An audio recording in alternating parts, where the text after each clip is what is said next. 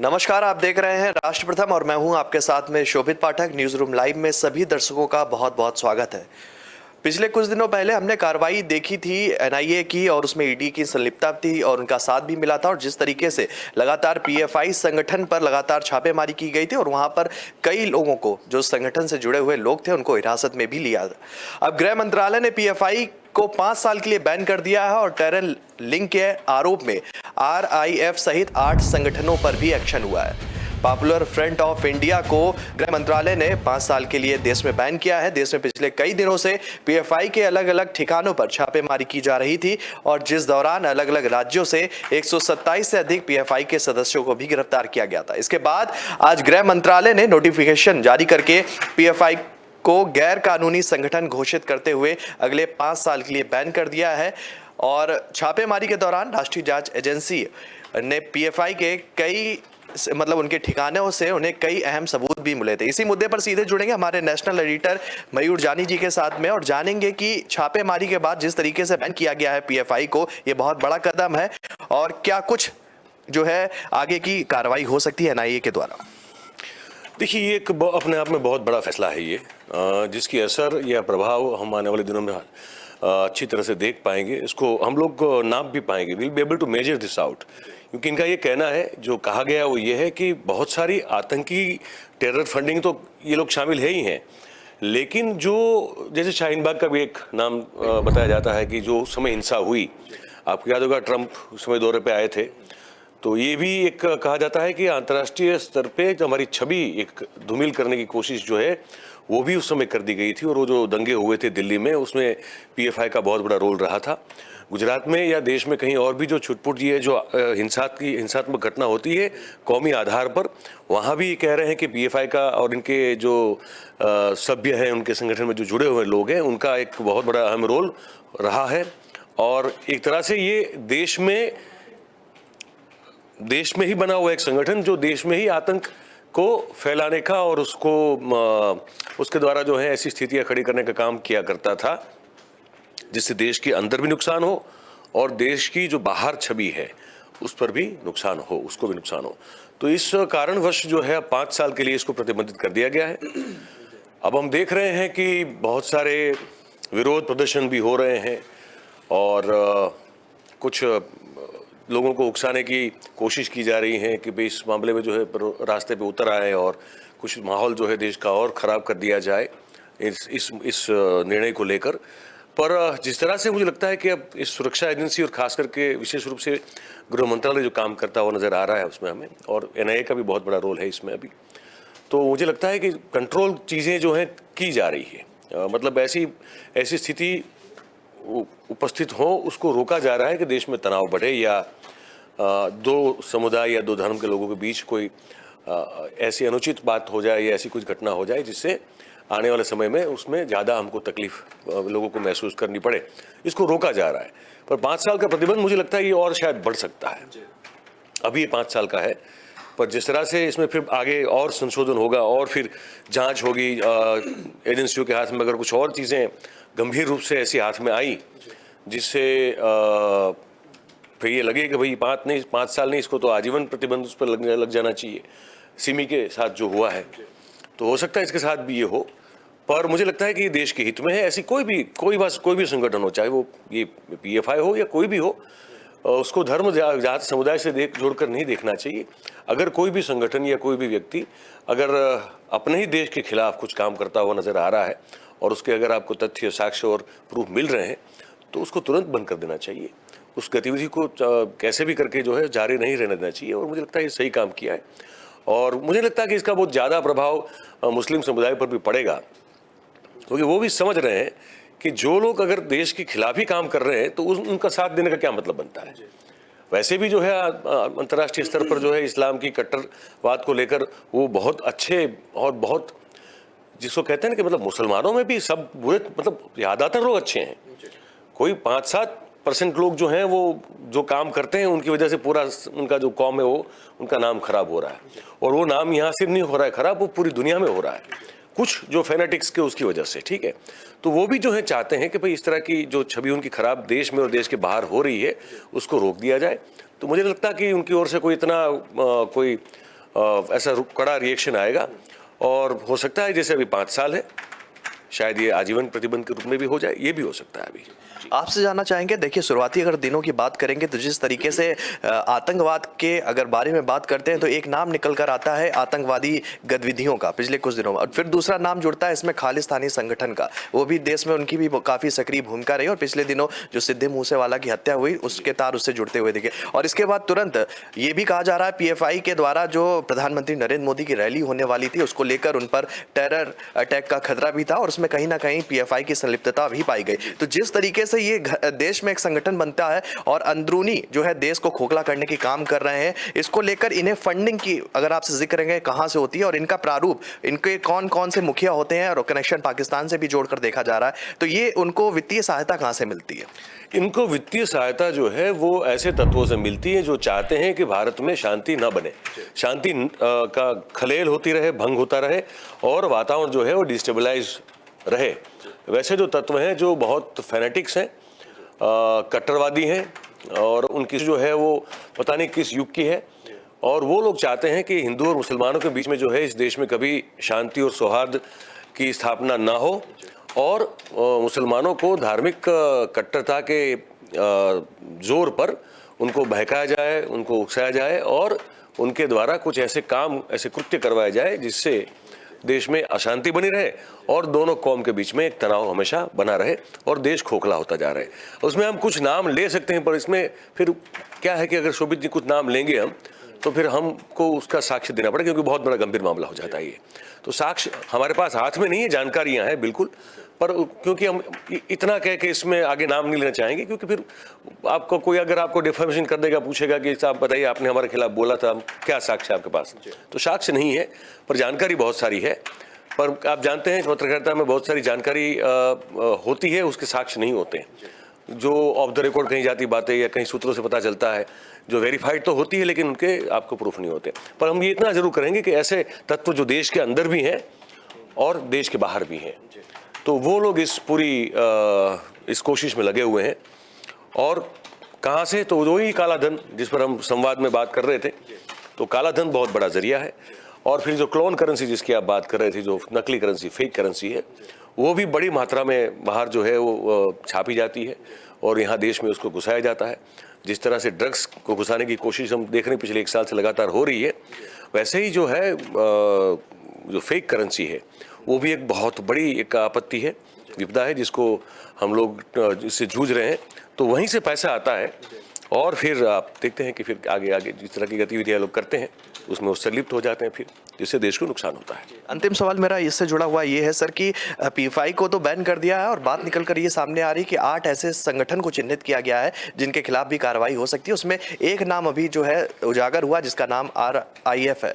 तो इस तरह का भी संगठन और 8 संगठन है। सवाल मेरा ये उठता है कि इस तरह के जब संगठन जन्म लेते हैं तभी इन पर क्यों कार्रवाई नहीं होती है? क्योंकि जिस तरह की इनकी मानसिकता है, क्योंकि जन्म लेने के बाद पिछले 1-2 महीने की अगर बात करेंगे तो इनकी कार्रवाई जमीनी हकीकत पर ये शुरू कर देते हैं और लोगों के बीच में जाकर उनके दिमाग को जो है चेंज करने की पूरी कोशिश करते हैं। तो उसी दौरान क्यों कार्रवाई नहीं हो पाती है? नहीं, वो कार्रवाई आपको करने के लिए कोई आपके पास आधार तो चाहिए।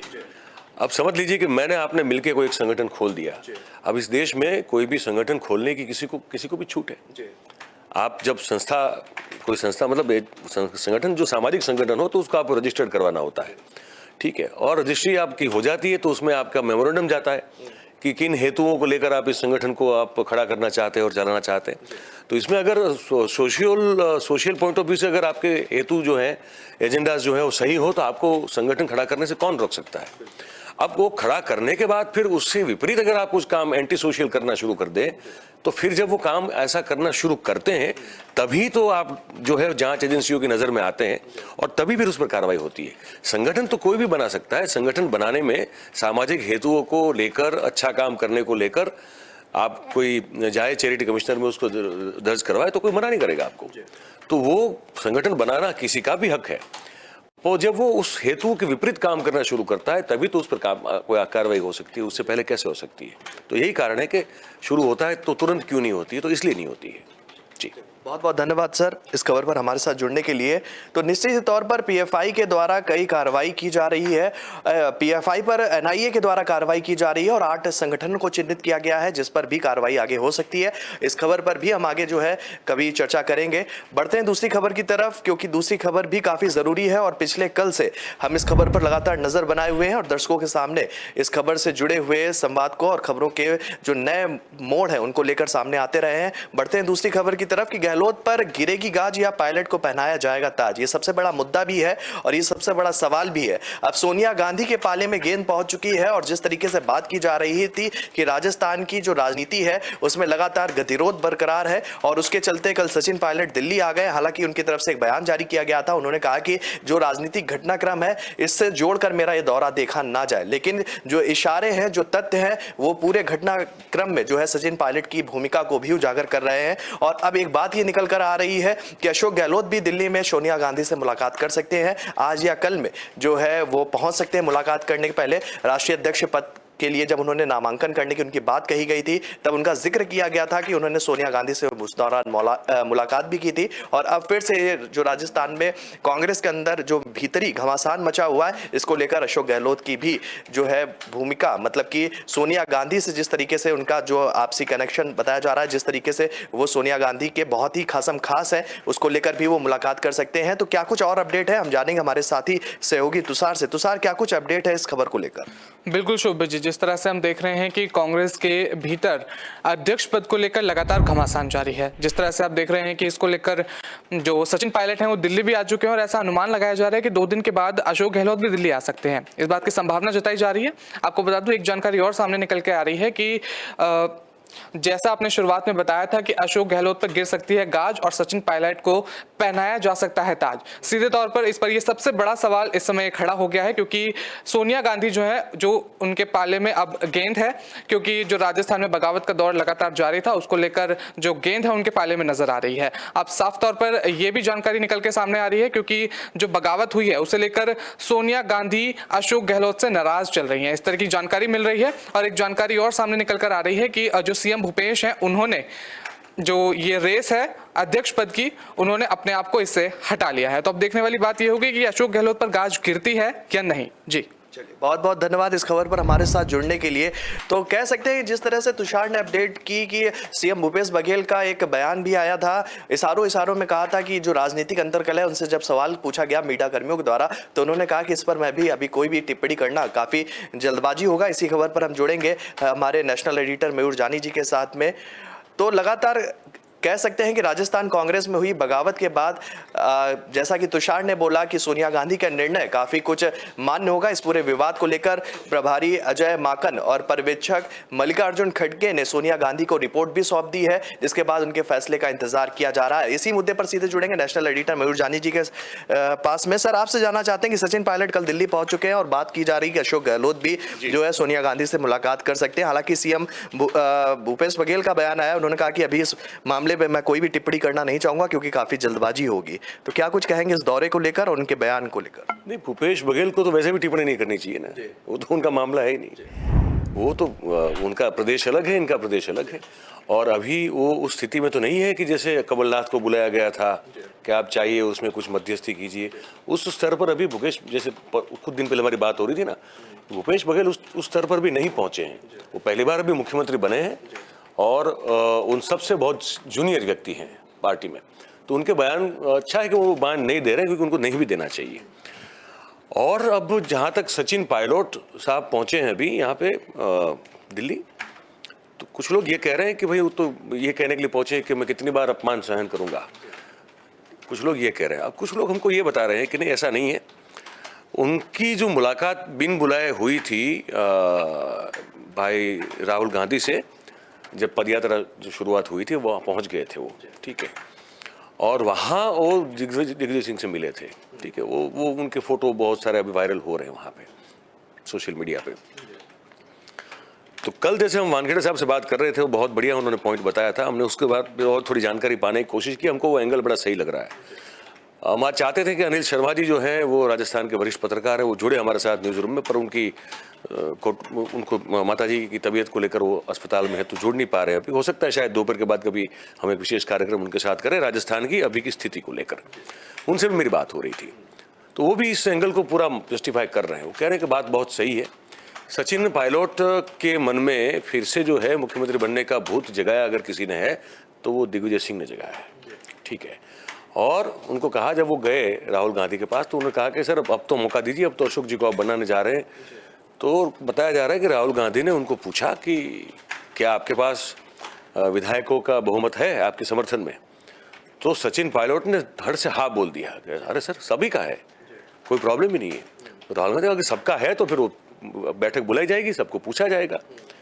तो वो वहां से बात करके वापस निकल गए और राजस्थान आके उन्होंने घोषणा कर दी कि अब मैं मुख्यमंत्री बनने जा रहा हूं, क्योंकि राहुल गांधी साहब ने हमको बोल दिया कि आप मुख्यमंत्री बनेंगे। यहां उन्होंने उल्टी बात करी, वहां उन्होंने कहा सबका समर्थन है, यहां कहा कि हमको ऊपर से आदेश मिल चुका है, अभी हम ही होंगे, तो आप सबको हमको समर्थन देना पड़ेगा। ये जो रिवोल्ट देख रहे हैं ना आप पूरा, ये इसके चलते हुआ है कि भाई आप कौन होते हैं यहाँ आके घोषणा करने वाले कि अब हमको राहुल गांधी ने बोल दिया है इसलिए अब हम मुख्यमंत्री बनने जा रहे हैं, तो आपको सबको हमें सपोर्ट करना पड़ेगा। यहाँ से मामला जो है वो बिचकना शुरू हुआ है।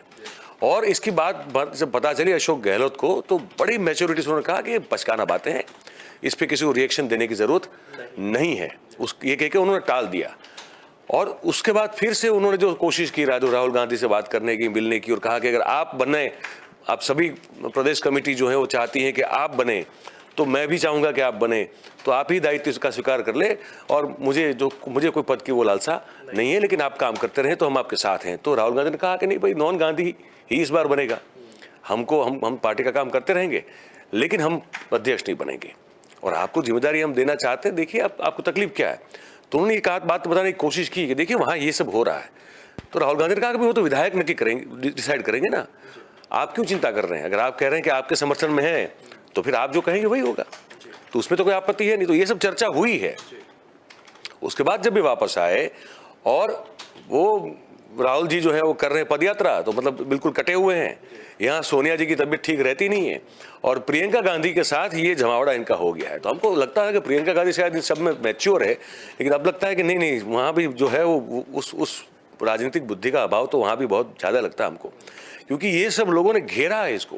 अच्छा, एक सवाल मेरा यहाँ से आता है कि आप प्रियंका गांधी के इसमें कांग्रेस में दो धड़े हैं, जो प्रियंका गांधी गुट के साथ हैं, राहुल गांधी के गुट के साथ में भी अलग है, जिसमें अशोक गहलोत आते हैं, बाकी के उनके विधायक आते हैं, और इसमें अगर जैसा आप बताना। बिल्कुल है, हाँ है। अशोक गहलोत जो है वो सोनिया और राहुल के बहुत करीब है, लेकिन उतने करीब वो प्रियंका के नहीं है।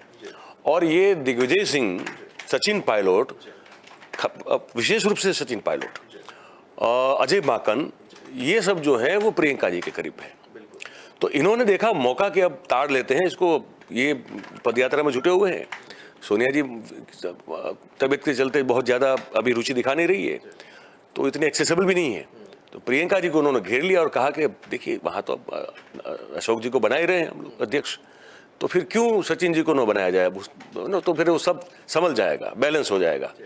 तो वो जो मैडम है उन्होंने ये सोचा भी नहीं कि इसके रिप्रिकॉशन क्या हो सकते हैं। इन्होंने ये सोचने की कोशिश नहीं की कि क्या ये तो पहले चेक कर लें कि भाई वहाँ के ज़्यादातर विधायक अशोक गहलोत के समर्थन में है या इनके समर्थन में है। उन्होंने ये भी नहीं सोचा कि 2020 में जब ये तख्ता पलट करने की कोशिश की गई थी तो सचिन पायलट उसके मुखिया थे, और उसके बाद सरकार तो इसने बचाई, अशोक गहलोत ने बचाई। तो ये सब नहीं सोचा और ये पर्यवेक्षक भेजने की बात शुरू कर दी उन्होंने। और इससे पहले मतलब ये जब हो रहा था ना, अजय माकन लगातार आ रहे थे वहाँ पे राजस्थान में, और लगातार ये कहने की कोशिश कर रहे थे सबको कि भाई आप देखिए, आपको जो है वो पार्टी अध्यक्षा का मानना पड़ेगा, और पार्टी अध्यक्षा चाहती हैं कि अब सचिन पायलट को आपको मुख्यमंत्री के तौर पर चुनना पड़ेगा। ये वो ऑफिशियली नहीं कह रहे थे, लेकिन हर किसी को कह रहे थे वहाँ पे, ये हमको पता चला है वहाँ से। तो इससे जो है ना वो विधायक भड़कना शुरू हुए, और फिर आधिकारिक तौर पर जो है ये बताया गया कि अब ये दो पर्यवेक्षक आएंगे और आपको बताएंगे क्या करना है। और उसके बाद जो कहा गया वो ये था कि आपको सबको लिखित रूप से ये दे देना है कि कांग्रेस अध्यक्षा जिसको भी मुख्यमंत्री पद के तौर पर राजस्थान में अशोक गहलोत के बाद डिसाइड करेंगी, आप सब उनका समर्थन करेंगे। तो आप अपना पूरा अधिकार कांग्रेस अध्यक्षा के हाथ में दे रहे, मामला फिर जाके बिचक गया। ये जो कह रहे हैं ना प्रताप सिंह जो है, खाचरियावास भी कह रहे हैं, या धारीवाल जो इतने जोर से बोल रहे हैं, इसका कारण ये है, ये जो 90-92 विधायक एक साथ इकट्ठा हो गए, उसका कारण ये है कि ये लगातार इनको ये मैसेज जाता रहा कि अब तो सचिन ही बनेंगे। सचिन भी बोलते रहे कि मैं ही बनूंगा, और यहाँ आप अध्यक्ष तो अभी राष्ट्रीय अध्यक्ष तो इनको बना नहीं रहे, अभी तो बने नहीं ना, और उससे पहले इनको इस गद्दी से हटाने की कोशिश क्यों की जा रही है। तो ये सब चीजें जो है, इसको लेकर जो भी अशोक गहलोत के समर्थक थे विधायक, वो सब भड़क उठे, और उतने भड़क उठे कि ऑनेस्टली हमको तो पता चल रहा है कि सही में अशोक गहलोत नहीं चाहते थे कि ये हो, ये इकट्ठा हो जाए और इनसे ना मिले और अपनी तीन बात रख दें, शर्तें रख दें। ये सब अशोक गहलोत का प्लानिंग नहीं था, ये जो पता चल रहा है वो ये है। लेकिन क्योंकि अब कई बार ये होता है कि अब फॉर एग्जांपल भगवान जो है, अब वो कई बार जो है भक्तों की जोम और जुस्से से जो है वो भी कुछ नहीं कर पाते हैं, या कोई नेता अगर अपने समर्थकों का इतना कुछ डिमांड हो जाए तो उसको मना नहीं कर सकता है, रोक नहीं सकता है। वही ऐसा कुछ हुआ है तो कर रोक नहीं पाए इस चीज़ को, और इसीलिए जब अब ये बात हो रही है कि अशोक गहलोत के खिलाफ तो एक्शन लेने की बात नहीं हो रही है ना, अब वो धारीवाल के खिलाफ लेने की बात हो रही है, ये प्रताप सिंह खाचरियावास के खिलाफ लेने की बात हो रही है, एक और है उनके सज्जन, नाम भूल गया अभी, उनके खिलाफ लेने की बात हो रही है। तो इनके खिलाफ अभी नोटिस है, मतलब अभी अनुशासनहीनता को लेकर नोटिस है, और कुछ होने वाला नहीं है। देखिए यहाँ एक चीज़ तय हमको समझ में आ रही है कि अशोक गहलोत बने रहेंगे, बतौर मुख्यमंत्री बने रहेंगे। वो शायद ही मिलने के लिए आए, वो शायद अभी आएंगे भी नहीं, हाँ, और नहीं भी आएंगे शायद, मुझे लगता है, क्योंकि उनको अचानक जो है, मतलब इतने वफादार व्यक्ति को जो गद्दार का टैग मिल गया अभी। वो देखिए इतने साल के 50 साल की राजनीति में जब आदमी एक विचारधारा के लिए जी जान से लड़ता हो, कोशिश करता हो उसको बचाने की, और एक क्षण में अचानक वो वफादार से गद्दार अगर घोषित कर दिया जाए, तो आप कितने ही ये क्यों ना हो, जिसको कहता है ना कि आप टफ स्किन, मोटी चमड़ी के कितने ही क्यों ना बन गए हो, लेकिन फिर भी बहुत चुभता है, वो बहुत लगता है आपको, वो बड़ा घाव देता है। वो बड़ा घाव जो है वो अशोक गहलोत के दिल पर लगा है अभी, ये बात बिल्कुल तय है। और इसीलिए हम को जो पता चल रहा है जो ये है कि वो शायद नहीं जाएंगे मिलने के लिए, और अगर मुख्यमंत्री बना के रखते हैं तब भी ठीक है, नहीं बना के रखते हैं तब भी ठीक है। मुझे लगता है कि अशोक गहलोत शायद जो है उस तरह का धक्का लगा है उनको कि अभी कुछ समय तक तो वो कुछ प्रतिक्रिया या कुछ देने वाले हैं नहीं, वो चीज़ों को एसेस करेंगे और उसके बाद फिर देखेंगे कि अपने आप को कैसे आप आगे आने वाले समय में देखते हैं। लेकिन ये बहुत बड़ी गलती अपने आप फिर से कर दी कांग्रेस ने, ये चमचों के से घिरी जो इनकी आला कमान है, ये चमचे इनका बेड़ा गर्क कर रहे हैं आज इतने सालों से, और अब इससे अब पता नहीं इससे ज़्यादा तो बड़ा क्या कर पाएंगे। ये हालत इन चमचों ने ये कांग्रेस पार्टी की कर दी है। तो फिलहाल जो लगता है वो ये है कि वो उनके खिलाफ कोई एक्शन नहीं ली जाएगी। ये तीनों के खिलाफ भी नोटिस जो है वो कारण बताओ नोटिस है, ठीक है, उससे ज़्यादा कुछ होने वाला नहीं है। पर हो क्या गया, तमाशा बन गया, कांग्रेस इतना बड़ा तमाशा बन गई, एक हंसी मजाक का पात्र बन गई। तो अब इसको कितनी गंभीरता से जनता लेगी आने वाले 2023 के चुनाव में, और इतना बड़ा जो उनका डैमेज हो चुका है वो कैसे कंट्रोल होगा। अब तो बस यही है कि वो देखना पड़ेगा इनको, पर अब ये चैप्टर जो है एक आध दिन में खत्म हो जाएगा। सर मेरा सवाल ये होता है कि अगर अशोक गहलोत जो है राष्ट्रीय अध्यक्ष पद नहीं स्वीकार करते हैं, नहीं करते हैं, हाँ, और सीएम पद पे ही रहते हैं, फिर राष्ट्रीय अध्यक्ष पद के लिए कौन प्रमुख चेहरा हो सकता है? देखिए कमलनाथ ने मना कर दिया साफ, उन्होंने कहा कि भाई मैं मध्य प्रदेश को छोड़ नहीं सकता, ठीक है। अब दिग्विजय सिंह साहब की बड़ी तमन्ना है कि उनको राष्ट्रीय अध्यक्ष बना दिया जाए, लेकिन दिग्विजय सिंह के साहब जो है वो कूटनीति खेल सकते हैं, पर उनको उतना समर्थन पूरे देश में कांग्रेस कमेटियों का नहीं है, वो बनेंगे नहीं। तो फिर वही कोई ना कोई स्टैम्प वाला बन जाएगा, क्या तो वेणुगोपाल या फिर खड़गे। अभी तो ये लग रहा है हो सकता है शायद वासनिक बन जाए, क्योंकि मुकुल वासनिक भी बहुत वफादारों में से एक माने जाते हैं अब तक गांधी परिवार के, और वो NSUI में भी बहुत बड़ा मतलब अपने ज़माने में काम कर चुके हैं, और युवा कांग्रेस में भी अच्छा काम कर चुके हैं, और महाराष्ट्र से आते हैं वो, तो काफ़ी लंबे अरसे से जो है वो हाशिए में है, वो बेसिकली लो प्रोफाइल लाइफ जी रहे हैं। पर क्योंकि वो मूलतः संगठन के व्यक्ति हैं, और इन सब के मुकाबले उनमें ऐसी बहुत कम खामियां हैं तो हो सकता है शायद वासनिक को बना दिया जाए अभी, क्योंकि गहलोत अभी इस जिम्मेदारी को नहीं लेंगे ऐसा लग रहा है। बिल्कुल राहुल गांधी आ सकते हैं क्या? नहीं होगा तो फिर तो अगर आना होता तो ये सब खेल क्यों होता? नहीं, कल ये भी जिक्र हो रहा था कि राहुल गांधी की इच्छा है, ये दिखा ये नाटक है जिसका ये किया जा रहा है, इस तरह की अफवाहें भी थी। नहीं, उस थियरी को मैं खारिज करता हूँ, मैं नहीं मानता उस थियरी को। राहुल गांधी मैं कहा ना, उसमें उसको पता ही नहीं पॉलिटिक्स कैसे की जाती है, वो ये सब खेल क्या करेंगे, उनको कोई जानकारी नहीं है। और उनके आसपास जो लोग बैठे हैं वो भी उस तरह के पॉलिटिकल क्या कहते हैं, वो शब्द अंग्रेजी का मैं इस्तेमाल करूंगा तो अच्छा नहीं रहेगा, लेकिन राजनीतिक तौर से गधे हैं वो लोग बेसिकली। उनको समझ में नहीं आता है कि कैसे पॉलिटिक्स की जाती है, और कमनसीबी है कि ऐसे लोगों से घिरे हुए वो लोग, तो क्या करेंगे। पर मुझे लगता है राहुल गांधी वाली थियरी को मैं नहीं मानता कि वो ये उन्होंने सब करवाया। I don't think so at all. वो दिग्विजय सिंह का सब करा धरा है। और कल फिर उनका बयान था ना कि मित्रों का कहना है कि मैं चुनाव लड़ूं, तो बहुत बड़ी गलती हो जाएगी अगर वो बनेंगे तो, क्योंकि वो उस तरह के पार्टी में बैठे भस्मासुर है जो हमेशा अपने ही सर पे हाथ रखते हैं और पार्टी को कहीं ना कहीं कुछ ऐसा बोल जाते हैं जहां उनको बोलने की जरूरत है ही नहीं। उनको क्या बोलने की जरूरत थी इस पूरे मामले में कुछ दिनों पहले कि भाई देखिए पार्टी में एक पद पर तो एक व्यक्ति एक पद पर रह सकता है ना, आप उनको कोई पूछ नहीं रहा है ना, पर वो बोल रहे हैं ना। वो पार्टी के अब तो अभी स्पोक्स पर्सन है, कुछ भी नहीं है, वो एक वरिष्ठ नेता है बस, जो कोने में बैठे हैं मध्य प्रदेश में, और जिनका एक बहुत बड़ा रोल रहा है ज्योतिरादित्य सिंधिया को परेशान करने में, और जिसकी वजह से वो सरकार वहां पे गिरी और भारतीय जनता पार्टी की सरकार बनी। तो ये सब चीजें इनकी कोई देख नहीं रहा है ना, और फिर भी कुछ भी बोलने का अधिकार उनको प्राप्त है। तो ऐसे लोग जब तो रहेंगे आपके साथ तो भाई आपको दुश्मनों की जरूरत ही क्या है। नरेंद्र भाई और अमित भाई की कोई जरूरत नहीं है, आप अपने आप को खुद ही जो है खत्म किए जा रहे हो, तो यही हो रहा है। मेरा अंतिम सवाल ये है सर कि सचिन पायलट का क्या होगा, क्योंकि वो तो बिना कह सकते हैं बलि का बकरा बन गए हैं, और उनकी लेकिन अब उनकी आगे की छवि और दूसरी चीज है उनका जो अस्तित्व है वो पार्टी में किस तरीके से वो भूमिका निभाएंगे, क्या वो भारतीय जनता पार्टी में शामिल होंगे अगर उन्हें पद नहीं मिलता तो? उनके पास अब यही चारा है कि वो बीजेपी में शामिल हो जाएंगे। मुझे लगता है कि तुरंत शायद ना हो, चुनाव आते आते मुझे लगता है वो हो जाएगा, क्योंकि अगर गहलोत मुख्यमंत्री पद पर बने रहे तो अब इस बात का वो पूरी तरह से ध्यान रखेंगे कि पायलट को ग्रुप को खत्म कर दिया जाए, वहां उनका अस्तित्व जो है वो नामशेष कर देंगे वो, तो उनके लिए फिर चारा कोई बचेगा नहीं, उनको फिर भारतीय जनता पार्टी में जाना पड़ेगा। और अभी तो नहीं होगा, लेकिन मुझे लगता है कि शायद कुछ महीनों में वो बीजेपी में चले जाएंगे। ये उनकी गति जो है उस तरफ लग रही है बस, और कुछ नहीं है। इसी से एक सवाल ये भी है, क्या उनके जाने से कांग्रेस पार्टी को नुकसान होगा, क्योंकि जिस तरह से ज्योतिरादित्य सिंधिया जब गए थे तो उनके साथ में एक बहुत बड़ा वर्ग जो है भारतीय जनता पार्टी में शामिल हुआ था। हालांकि ये बहुत उस समय जो भी इस तरह की स्थिति उत्पन्न हो गई थी कांग्रेस के अंदर, अब अगर सचिन पायलट भारतीय जनता पार्टी का दामन थामते हैं तो कांग्रेस की छवि को या कह सकते हैं कि ग्राफ को राजस्थान में गहरा चोट लग सकती है। देखिए इतना बड़ा नुकसान तो नहीं होगा जितना बड़ा नुकसान ज्योतिरादित्य सिंधिया के भारतीय जनता पार्टी में जुड़ने से हुआ था, लेकिन नुकसान तो होगा, क्योंकि समझ लीजिए 10 से 15 विधायक भी अगर आपके समर्थन में है तो वो भी छोटी बात तो नहीं होती है। और जिन जिन इलाकों पर उनका प्रभुत्व है वो इलाके तो बिल्कुल कांग्रेस की गिरफ्त से बाहर चले जाएंगे, तो वहां पे भारतीय जनता पार्टी को ऑब्वियसली फायदा होगा, और जो फिर उनको फायदा होगा तो उसका लाभ उनको चुनाव के परिणाम के तौर पर मिलने वाला है। तो यही इसलिए जो है वो ये माना जा रहा है, जो हम लोग देखते हैं पॉलिटिक्स को बहुत नज़दीक से, तो हम सब लोगों का अभी ये मानना है कि चुनाव तो जब हो तब हो, लेकिन कांग्रेस अभी से इस आने वाले चुनाव में हार चुकी है। अभी जो लग रहा है वो तो ये लग रहा है जी।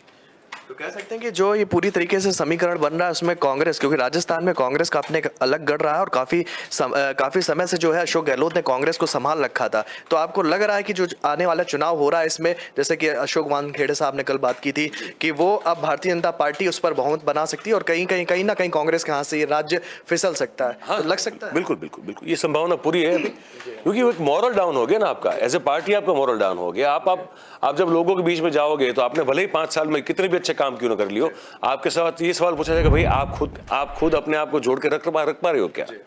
जब आप ही में यूनिटी नहीं है तो कैसे फिर आप सत्ता संभालोगे, कैसे आप सरकार चलाओगे? तो इन सब बातों पर जो है भारतीय जनता पार्टी फोकस करेगी, और ये जो उनके डेवलपमेंट की इतनी सारी योजनाएं है, वो बहुत सारा काम किया है अशोक गहलोत ने, ऐसा नहीं किया, बिल्कुल किया है, लेकिन फिर भी उन सब चीजों में पानी डाल दिया जाएगा, माहौल ऐसा बना जाएगा कि ये तो यार अपने पैर में खुद खड़ा नहीं हो सकते, राज्य क्या संभालेंगे ये लोग। तो ये एक आज की स्थिति में तो बिल्कुल लग रहा है कि चुनाव तो जब हो तब 23 में, लेकिन कांग्रेस लगता है अभी से वो चुनाव हार गई है। जी, बहुत बहुत धन्यवाद सर इस खबर पर हमारे साथ जुड़ने के लिए। तो निश्चित ही तौर पर कह सकते हैं कि एक बड़ा परिवर्तन देखने को मिल रहा है, और जैसा कि कल राष्ट्र संवाद में सर ने एक बात का जिक्र किया था कि कांग्रेस ने कुल्हाड़ी पर जो खुद का पैर है वो मार लिया है, और नुकसान जो है बहुत तगड़ा उसको हुआ है, क्योंकि जिस तरीके की भूमिका निकल कर सामने आई, जिस तरीके की अंतर्कलह सामने आई, ये किसी से भी नहीं छुपी और इसका गलत मैसेज जा रहा है और लगातार छवि को नुकसान भी पहुंच रहा है कांग्रेस की। अब देखने वाली बात ये होगी कांग्रेस इस छवि को सुधारने के लिए अगला कदम क्या उठाती है, तो ये देखने वाली बात होगी। बढ़ते हैं तीसरे खबर की तरफ, और वो खबर है गुजरात से, क्योंकि कांग्रेस आज राजकोट से निकालेगी चलो कांग्रेस के साथ मां के द्वार यात्रा, और गहलोत के भरोसे बैठी कांग्रेस कैसे खत्म करेगी 27 साल का सूखा, तो ये बड़ा सवाल भी है। और इसी खबर पर जुड़ गए हैं हमारे साथी सहयोगी जो है वैष्णवी से जानेंगे कि क्या कुछ अपडेट है। जी, आपको बता दें कि ये जो कांग्रेस है जो गुजरात के स्वराज क्षेत्र में जो आज एक यात्रा जो वो निकाल रही है, इसमें जो पार्टी ने इसे चलो कांग्रेस के साथ मां के द्वार का जो इस यात्रा को नाम दिया है, और नवरात्रि को देखते हुए इस यात्रा को नाम दिया गया है। ये यात्रा पूरे दिन आज चलेगी।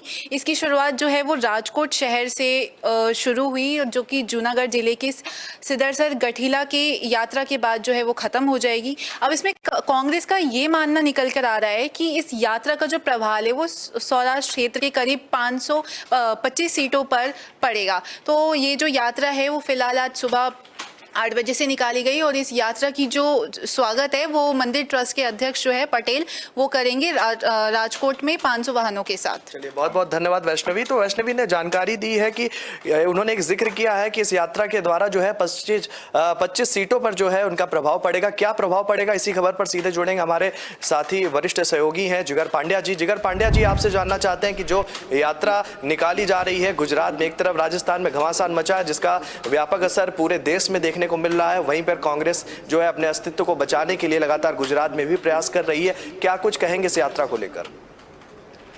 देखो, ये यात्रा निकली है आज सुबह 8 बजे निकल चुकी है राजकोट से, और कागवड़ से निकल कर वो खोडलधाम भी पहुंच चुकी है, और वहाँ नरेश पटेल ने 500 कार्यकर्ताओं के साथ स्वागत भी किया। वो सब कुछ सहयोगी ने बताया।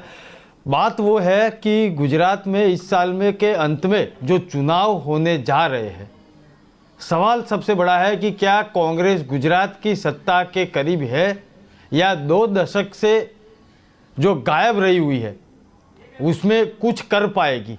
क्योंकि पिछले चुनाव में तो बहुत बढ़िया काम किया था, बहुत बड़े अंक भी उनको मिले थे, और उसकी वजह एक ही थी। मैं ये यात्रा के साथ यात्रा की भी बात करेंगे, लेकिन अब ये गुजरात के सत्ता की बात आ चुकी है और चुनाव की बात निकली है।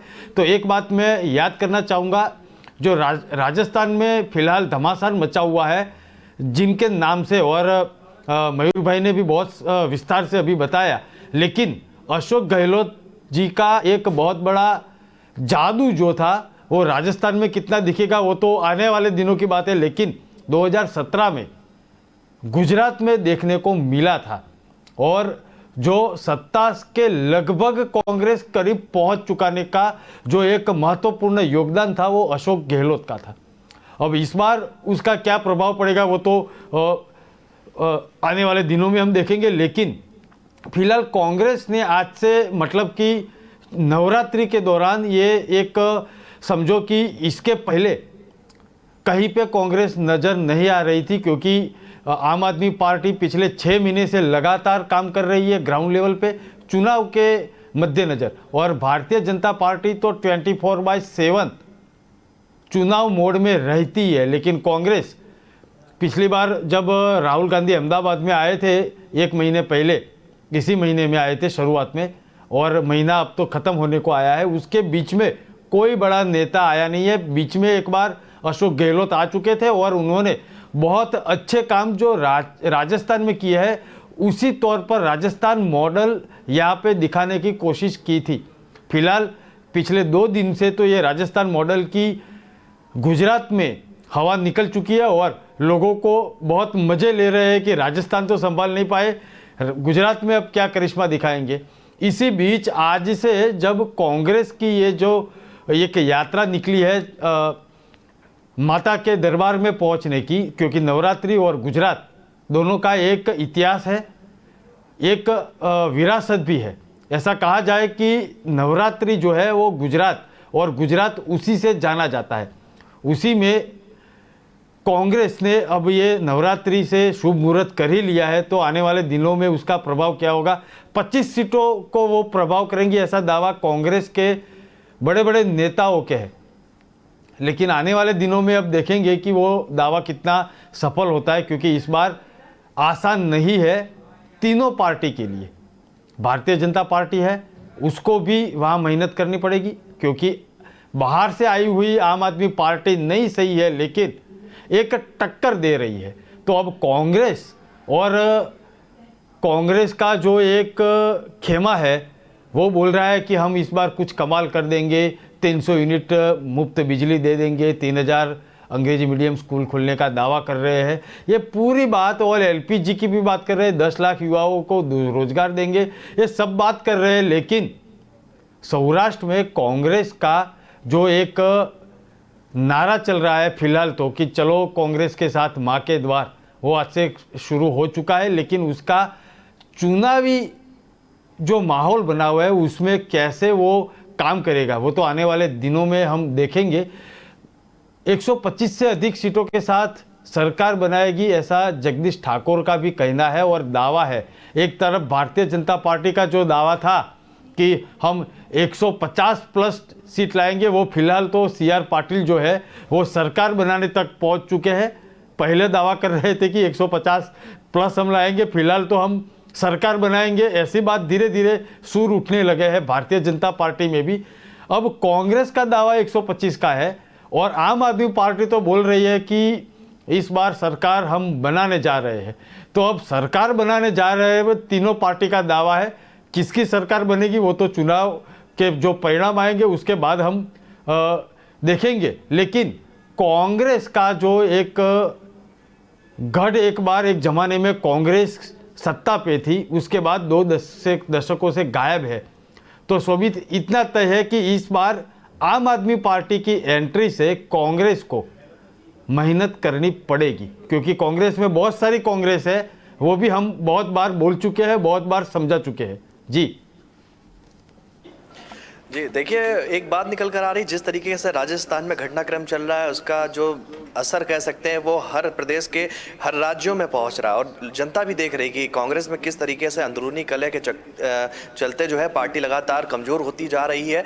और फिर हम बात करते हैं गुजरात में, क्योंकि गुजरात का चुनाव भी काफ़ी महत्वपूर्ण है। अगर अन्य राज्यों की जिस तरह से उत्तर प्रदेश की बात करें, उत्तराखंड की बात करें, बिहार की बात करें, वहाँ पर चुनाव की अलग भूमिका होती है, ऐसे गुजरात में भी जिस तरीके से चुनाव होता है वो भी काफ़ी महत्वपूर्ण हो जाता है। और 27 सालों की बात करें तो 27 सालों में कांग्रेस का अस्तित्व जो है वो जनता ने नकार दिया था वहां पर। अब जिस तरीके से एक नए लॉ जला के गए थे राहुल गांधी कि हम इतना रोजगार देंगे, हम एलपीजी सिलेंडर के दाम जो है वो 400 से 500 के बीच में कर देंगे और इस बिजली मुफ्त देंगे, ये सब करेंगे, तो कहीं ना कहीं जिस तरह से अंदरूनी कलह आ रही है, आपको नहीं लगता कि उसमें पूरा धक्का लगा? और जिस तरीके से युवाओं में, कांग्रेस युवाओं में जोश था, उनके कार्यकर्ताओं में जोश था, तो उसमें कहीं ना कहीं जो है वो कमी आ रही है और जनता भी इस चीज को समझ रही है। बिल्कुल बात सही है, क्योंकि अशोक गहलोत, मैंने जो बताया अभी थोड़ी देर पहले कि 2017 में एक जादू करके दिखाया था। और फिलहाल तो गुजरात चुनाव के वो वरिष्ठ प्रभारी भी है और उनके ही अनुरोध पे जो रघु शर्मा है वो यहाँ पे प्रभारी नियुक्त किए गए थे। अब स्थिति शोभित बदल चुकी है, क्योंकि एकदम नज़दीकी राज्य है राजस्थान और गुजरात के अड़ोस पड़ोस में जबकि कुछ एक राजनीतिक उथल पुथल होती है तो उसकी असर और उसकी चर्चा जो पूरे गुजरात में होने लगती है। अशोक गहलोत खेमे में जो विद्रोह, मतलब फिलहाल तो अशोक गहलोत बोल रहे हैं कि भाई ये सब इनकी इच्छा नहीं थी, लेकिन जो समीकरण जो तलाशे जा रहे हैं उसमें राजस्थान से सटे पड़ोसी राज्य जो गुजरात और राजस्थान दोनों की एक तासीर रही है कि दोनों की राजनीति जो है वो मतलब उदाहरण के तौर पर देखी जाती है। और इस साल के अंत में जब गुजरात में चुनाव है और आला कमान ने, कांग्रेस के आला कमान के जो एक निश्चय रूप से निर्णय किया था कि राजस्थान के सीएम भी वहाँ पे सीधी नज़र रखेंगे और कांग्रेस जो खोई हुई है उसको मजबूत करने में कुछ तो काम करिश्मा दिखा पाएंगे। लेकिन राजस्थान कांग्रेस के कई नेता ऐसा बोल रहे हैं कि भाई जादूगर ने जादूगरी दिखा दी, गुजरात में दिखा दी थी, राजस्थान में क्या हुआ वो हम सब कुछ जान लेते हैं, लेकिन जानते भी है, लेकिन गुजरात में दिखाई थी। अब इस बार वो बहुत बड़ी मुश्किल है क्योंकि उसकी असर तो दिखने वाली है।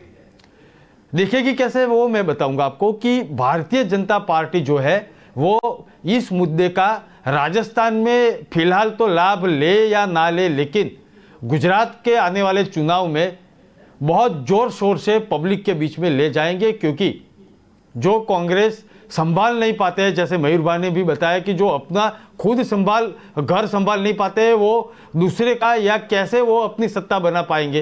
वो एक सवाल भारतीय जनता पार्टी की एक एक्सपर्ट राजनीति है, उसके जरिए वो जन जन में लेके जाएंगे और राजस्थान की राजनीति का एक जो माहौल जो गुजरात में बना हुआ है उसको और बहुत बढ़िया तरीके से उछालेंगे।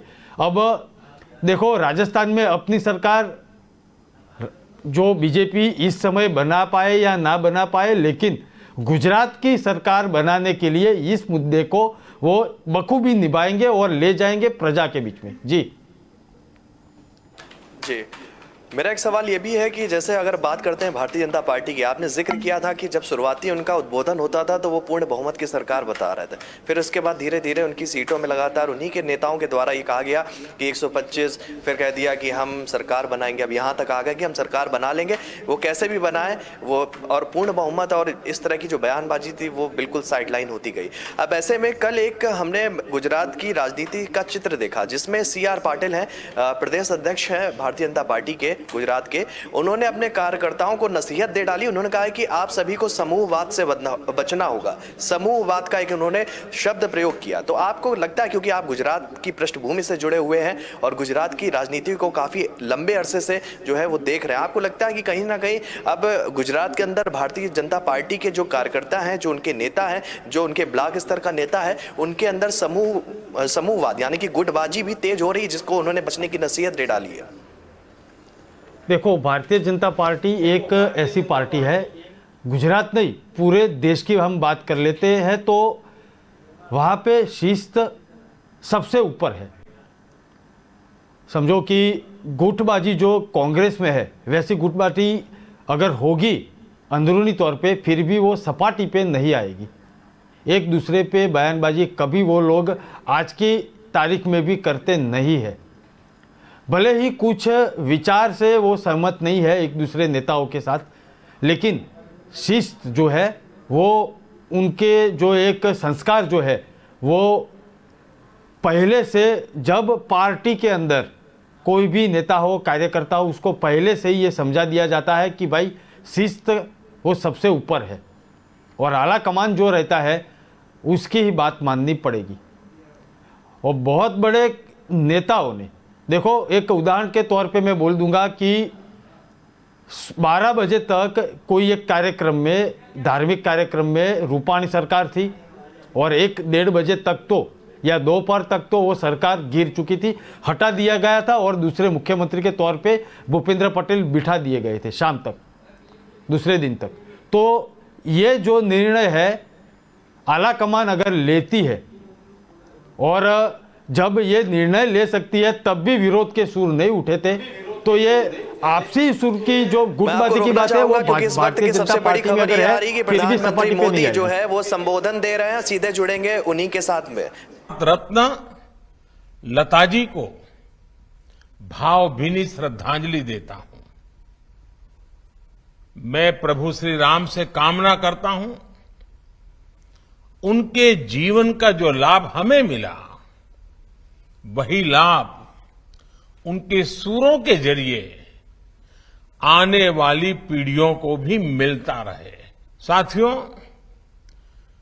लता दीदी की साथ जुड़ी हुई मेरी कितनी ही यादें हैं, कितनी ही भावुक और स्नेहिल स्मृतियां हैं। जब भी मेरी उनसे बात होती उनकी वाणी की युग परिचित मिठास हर बार मुझे मंत्र मुग्ध कर देती थी। दीदी अक्सर मुझसे कहती थी, मनुष्य उम्र से नहीं कर्म से बड़ा होता है और जो देश के लिए जितना ज्यादा करे वो उतना ही बड़ा है। मैं मानता हूं कि अयोध्या का ये लता मंगेशकर चौक और उनसे जुड़ी ऐसी सभी स्मृतियां हमें देश के प्रति कर्तव्य बोध का भी एहसास कराएगी। साथियों, मुझे याद है जब अयोध्या में राम मंदिर निर्माण के लिए भूमि पूजन संपन्न हुआ था तो मेरे पास लता दीदी का फोन आया था। वो बहुत भावुक थी, बहुत खुश थी, बहुत आनंद में भर गई थी और बहुत आशीर्वाद दे रही थी। उन्हें विश्वास नहीं हो रहा था कि आखिरकार राम मंदिर का निर्माण शुरू हो रहा है। आज मुझे लता दीदी का गाया वो भजन भी याद आ रहा है, मन की अयोध्या तब तक सूनी जब तक राम न आए। अयोध्या के भव्य मंदिर में श्री राम आने वाले हैं और उससे पहले करोड़ों लोगों में राम नाम की प्राण प्रतिष्ठा करने वाली लता दीदी का नाम अयोध्या शहर के साथ हमेशा के लिए स्थापित हो गया है। वहीं रामचरित मानस में कहा गया है, राम ते अधिक राम कर दासा, अर्थात राम जी के भक्त राम जी के भी पहले आते हैं। संभवतः इसलिए राम मंदिर के भव्य निर्माण के पहले उनकी आराधना करने वाली उनकी भक्त लता दीदी की स्मृति में बनाए चौक भी मंदिर से पहले ही बन गया है। साथियों, प्रभु राम तो हमारी सभ्यता के प्रतीक पुरुष है। राम हमारी नैतिकता के, हमारे मूल्यों, हमारी मर्यादा, हमारे कर्तव्य के जीवंत आदर्श हैं। अयोध्या से लेकर रामेश्वरम तक राम भारत के कण कण में समाये हुए हैं। भगवान राम के आशीर्वाद से आज जिस तेज गति से भव्य राम मंदिर का निर्माण हो रहा है उसकी तस्वीरें पूरे देश को रोमांचित कर रही है। ये अपनी विरासत पर गर्व, इसकी पुनः प्रतिष्ठा भी है और विकास का नया अध्याय भी है। मुझे खुशी है कि जिस जगह पर लता चौक विकसित किया गया है वो अयोध्या में सांस्कृतिक महत्व के विभिन्न स्थानों को जोड़ने वाला प्रमुख स्थलों में से एक है। ये चौक राम की पैड़ी के समीप है और सरयू की पावन धारा भी उससे बहुत दूर नहीं है। लता दीदी के नाम पर चौक के निर्माण के लिए इससे बेहतर स्थान और क्या होता। जैसे अयोध्या ने इतने युगों बाद भी राम को हमारे मन में साकार रखा है, वैसे ही लता दीदी के भजनों ने हमारे अंतर मन को राममय बनाए रखा है। मानस का मंत्र श्री रामचंद्र कृपालु भजमन हरण भव भय दारुणम,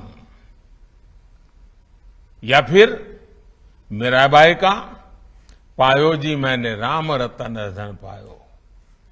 अनगिनत ऐसे भजन, बापू का प्रिय भजन वैष्णव भजन हो या फिर जन जन के मन में उतर चुका तुम आशा विश्वास हमारे राम, ऐसे मधुर गीत हो। लता जी की आवाज में इन्हें सुनकर अनेकों देशवासियों ने भगवान राम के दर्शन किए हैं। हमने लता दीदी के स्वरों की दैवीय मधुरता से राम के अलौकिक माधुर्य को अनुभव किया है। और साथियों, संगीत में ये प्रभाव केवल शब्दों और स्वरों से नहीं आता। ये प्रभाव तब आता है जब भजन गाने वाले में वो भावना हो, वो भक्ति हो, राम से वो नाता हो, राम के लिए वो समर्पण हो। इसलिए लताजी द्वारा उच्चारित मंत्रों में, भजनों में केवल उनका कंठ ही नहीं, बल्कि उनकी आस्था, आध्यात्मिकता और पवित्रता भी गूंजती है। साथियों, लता दीदी की आवाज में आज भी वंदे मातरम का आह्वान सुनकर हमारी आंखों के सामने भारत माता का विराट स्वरूप नजर आने लगता है। जिस तरह लता दीदी हमेशा नागरिक कर्तव्यों को लेकर बहुत सजग रही, वैसे ही ये चौक भी अयोध्या में रहने वाले लोगों को, अयोध्या आने वाले लोगों को कर्तव्य परायणता की प्रेरणा देगा। ये चौक, ये वीणा अयोध्या के विकास और अयोध्या की प्रेरणा को भी और अधिक गुंजायमान करेगी। लता दीदी के नाम पर बना ये चौक हमारे देश में कला जगत से जुड़े लोगों के लिए भी प्रेरणा स्थली की तरह कार्य करेगा। ये बताएगा कि भारत की जड़ों से जुड़े रहकर आधुनिकता की ओर बढ़ते हुए भारत की कला और संस्कृति को विश्व के कोने कोने तक पहुंचाना, ये भी हमारा कर्तव्य है। भारत की हजारों वर्ष पुरानी विरासत पर गर्व करते हुए भारत की संस्कृति को नई पीढ़ी तक पहुंचाना, ये भी हमारा दायित्व है। इसके लिए लता दीदी जैसा समर्पण और अपनी संस्कृति के प्रति अगाध प्रेम अनिवार्य है। मुझे विश्वास है भारत के कला जगत के हर साधक को इस चौक से बहुत कुछ सीखने को मिलेगा। लता दीदी के स्वर युगों युगों तक देश के कण कण को जोड़े रखेंगे। इसी विश्वास के साथ अयोध्या वासियों से भी मेरी कुछ अपेक्षाएं हैं। बहुत ही निकट भविष्य राम मंदिर बनना है। देश के कोटि कोटि लोग अयोध्या आने वाले हैं। आप कल्पना कर सकते हैं अयोध्या वासियों ने अयोध्या को कितना भव्य बनाना होगा, कितना सुंदर बनाना होगा, कितना स्वच्छ बनाना होगा। और इसकी तैयारी आज से ही करनी चाहिए। और ये काम अयोध्या के हर नागरिक को करना है, हर अयोध्या वासी को करना है। तभी जाकर के अयोध्या की आन बान शान, जब कोई भी यात्री आएगा तो राम मंदिर की श्रद्धा के साथ साथ अयोध्या की व्यवस्थाओं को, अयोध्या की भव्यता को, अयोध्या की मेहमान नवाजी को अनुभव करके जाएगा। मेरे अयोध्या के भाइयों बहनों, तैयारियां अभी से शुरू कर दीजिए। और लता दीदी का जन्मदिन हमेशा हमेशा के लिए प्रेरणा देता रहे। चलिए, बहुत सी बातें हो चुकी। आप सबको बहुत बहुत शुभकामनाएं। धन्यवाद। तो आप सुन रहे थे प्रधानमंत्री मोदी को, जिन्होंने लता चौक के उद्घाटन का भी जिक्र किया और लता दीदी की उपलब्धियों को भी गिनाया। तो फिलहाल आज हमने बात की दिन की 3 बड़ी खबरों के बारे में, जिस पर आज हमारी नजर लगातार बनी रहेगी। फिलहाल न्यूज रूम लाइव में आज के लिए इतना ही। कल हम फिर हाजिर होंगे 12 से 1 बजे के बीच दिन की 4 बड़ी खबरों के साथ। दर्शकों को बताना चाहेंगे कि अगर वो देश और दुनिया से जुड़ी खबरों को विस्तार से जानना चाहते हैं तो वो हमारी वेबसाइट www.kalamkartavya.com पर जाकर खबरों को देख सकते हैं। तो फिलहाल मुझे दीजिए इजाजत, तब तक के लिए नमस्कार।